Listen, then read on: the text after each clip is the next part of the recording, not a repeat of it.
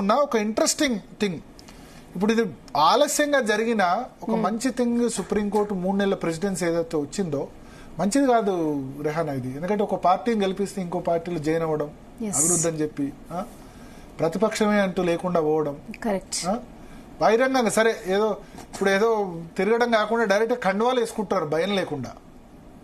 కండువాలు వేసుకోవడం కాకుండా వాళ్ళు బీఆర్ఎస్ ఎల్పీ మీటింగ్ లో వాడడం. ఈ పార్టీ అయినా ఆ పార్టీ అయినా విత్తు ముందా చెట్టు ముందా అంటే బీఆర్ఎస్ మేము తీసుకున్నాం అంటే రాజశేఖర రెడ్డి 10 మంది అప్పుడు తీసుకున్నారంటారు, 10 మంది జాయిన్ చేసుకున్నారంటారు. ఆ 10 మందిని జాయిన్ చేసుకున్నప్పుడు స్పీకర్ సురేష్ రెడ్డి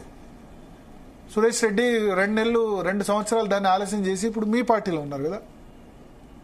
మీరు 2 సార్లు చేసేందుకు రేవంత్ రెడ్డి చేశాడు. రేవంత్ రెడ్డి అప్పుడు పార్టీ ఫిరాయింపులు వేసిన వాళ్ళని నరకాలి, వాళ్ళ మీద శాశ్వతం వేయాలన్నాడు, ఆయన కూడా తీసుకున్నాడు. సో ఈ రాజకీయాల్లో ఎవరు అధికారంలోకి వస్తే వాళ్ళు డైలాగ్ కొట్టడం కామన్ అయింది. కానీ దీనికి ఎక్కడో ఒక చోట ఫుల్ స్టాప్ పడాలి. పడకపోతే ప్రతిపక్షంలో మంచి పేరు వస్తుంది కదా. ఈ డబ్బులు సంపాదించడానికి సెటిల్మెంట్ల కోసం కొద్దిమంది నియోజకవర్గ అభివృద్ధి అని చెప్తున్నారు, వాళ్ళ బిల్లుల క్లియరెన్స్ కోసం, దీనికోసం. అక్కడ బీఆర్ఎస్ లో పోయినప్పుడు తప్ప అంటే 100% తప్పు కదా. ప్రజలు కూడా వాళ్ళని ఓడించాల్సిన అవసరం ఉంది, ఫిరాయింపులు చేసిన ఎమ్మెల్యేలని. సరే ఇప్పుడు కొన్ని ఉన్నాయి. ఇప్పుడు ప్రజారాజ్యం పార్టీ తరఫున గెలిస్తే చిరంజీవి సంబంధించిన ఎమ్మెల్యేలు అందరూ పోయి కాంగ్రెస్ లో జాయిన్ కావడం అధినేత సమ్మతితో వేరు కదా. ఆ విలీనం అని 2/3 పెట్టింది అందుకోసం.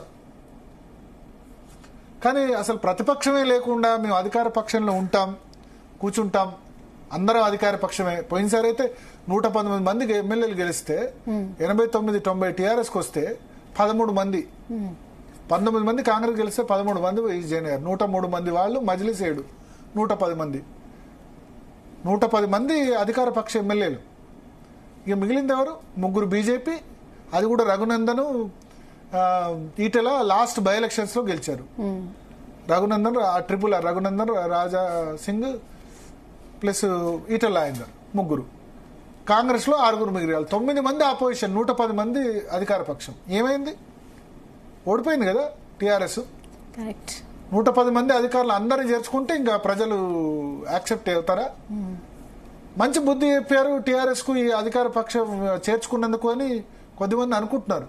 ఆ పార్టీ కాంగ్రెస్ ఇలా చేయకుండా ఉండాల్సింది, కాంగ్రెస్ ఇలా చేయకుండా ఉండాల్సింది, ఖచ్చితంగా చేయకుండా ఉండాల్సింది.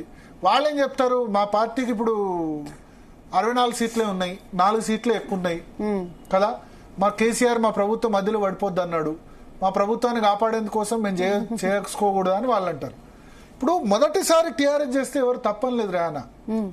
2015లో టీఆర్ఎస్ చేస్తే తప్పని లేదు. ఎందుకంటే చంద్రబాబు నాయుడు వర్సెస్ కేసీఆర్ చాలా బలంగా నడుస్తుంది. అప్పుడు చంద్రబాబు నాయుడు ఆయన కేసీఆర్ ప్రభుత్వాన్ని గూలగొట్టేందుకు ఎమ్మెల్యేల కొనుగోలు, సేమ్ ఇదే 50 లక్షల రూపాయల లంచం, రేవంత్ రెడ్డి, స్టీఫెన్సన్ అవన్నీ బయటకు వచ్చాయి కదా. ఆ సమయంలో తెలంగాణ ప్రజలు ఎవరు హర్షించలేదు. చంద్రబాబు నాయుడు ఇక్కడ తెలంగాణ రాష్ట్రాన్నే మళ్ళీ కుప్పగూల్చాలనుకుంటున్నారు, మళ్ళీ ఆయన కబ్జాలోకి తెచ్చుకోవాలనుకుంటున్నారు, తెలంగాణ కూడా ఆయన గుప్పిట్లో ఉండాలనుకుంటున్నారని టీడీపీ శాసనసభ దానిలో 15 మందిలో 12 మందిని గుంజుకున్నా సరే దాన్ని ఎవ్వరూ పెద్ద వ్యతిరేకత రాలేదు. మీరు అబ్జర్వ్ చేయండి. కానీ నీకు 88 సీట్లు వచ్చిన తర్వాత కూడా నువ్వు ఎందుకు చేయడం? కేసీఆర్ చేసిన one of the blunder mistake అంటాను నేను.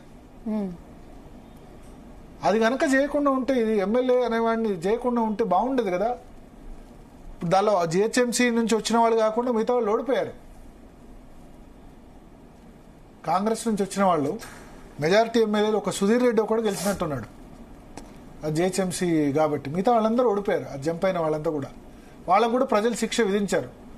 ప్రజలు శిక్ష విధించాలి కూడా, శిక్ష విధించాలి. ఇట్లా పార్టీ ఫిరాయింపులు చేసిన వాడిని శిక్ష విధించాలి ఖచ్చితంగా. ఇది విత్తు ముందా చెట్టు ముందా, కాంగ్రెస్ తప్ప వీళ్ళు తప్ప.